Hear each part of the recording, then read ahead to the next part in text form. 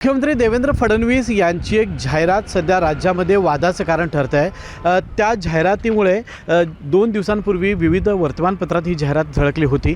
मात्र आता हीच जाहिरात कोल्हापूर शहरात वेगवेगळ्या चौकांमध्ये सुद्धा बॅनरच्या स्वरूपामध्ये झळकताना आपल्याला पाहायला मिळते। या जाहिरातीकडे आपण जर पाहिलं तर छत्रपती शिवाजी महाराज यांच्या पुतळ्याला पुष्पहार अर्पण करताना मुख्यमंत्री देवेंद्र फडणवीस दिसत आहेत आणि त्याच्याखाली केवळ देवा भाऊ असाच उल्लेख करण्यात आलेला आहे।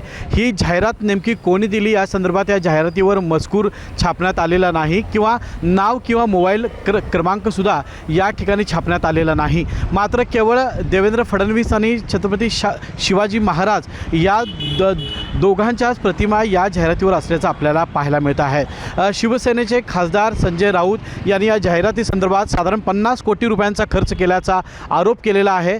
तर राष्ट्रवादीचे नेते यांच्याकडून सुद्धा या पद्धतीचे आरोप करण्यात आलेले आहेत।